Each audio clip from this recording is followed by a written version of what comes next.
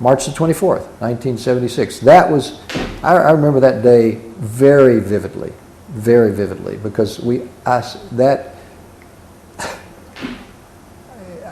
said, here comes another Chile. I just knew, here comes another Chile.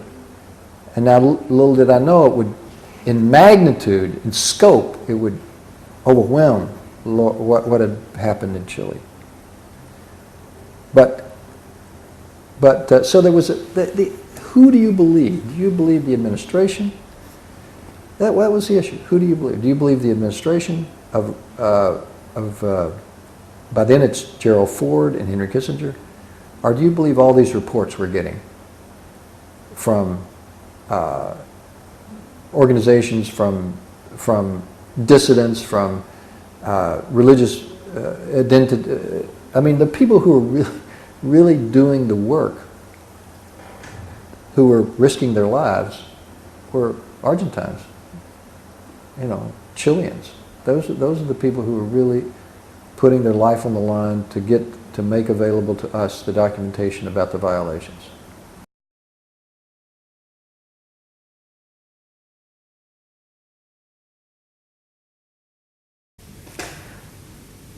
So the boy is brought before the judge, and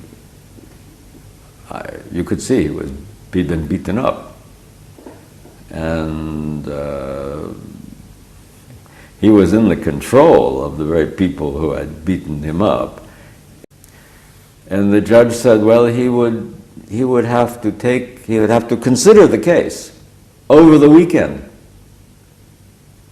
and refused to release him on bail, sent him back. So, of course, he was beaten more. Eventually, the following Monday or Tuesday, another judge ordered his release. I interviewed the family and the boy. Then I wanted to interview the judge. I did interview him. Weak man, very defensive. It was revealing of the character of the judges there. Not all, not every one, but many. Maybe not active collaborator, but acquiescent. So I didn't go to the jail there, but I did see how the justice system didn't function.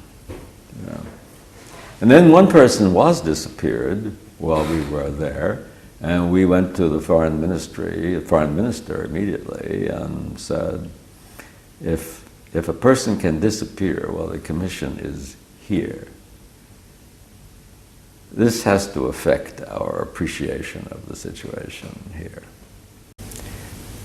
We hope to see that person reappear quickly. And that person did reappear while we were there.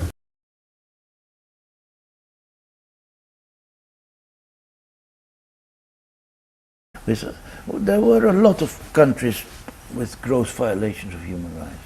There was a genocide going on in Cambodia, and I still have bad feelings that we did so little, but none. We had never had one witness from the victims to come to us. They could not reach the United. They had not the knowledge, they had not the means to come to us.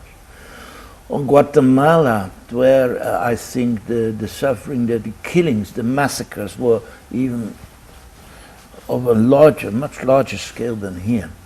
We had very few that El Salvador, perhaps somewhat more, coming to us. And that was, I think, the great merits of the organizations of human rights in Argentina, that they came. And I was impressed yesterday. Patricio Reis told me that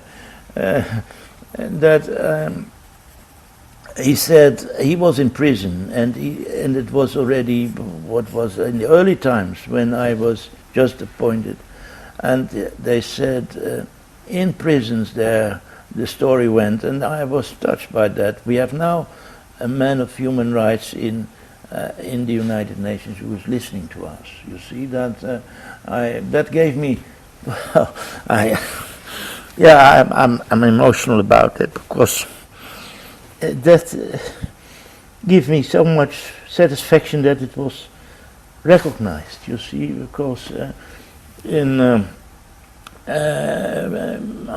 know that, but the story goes. You see, they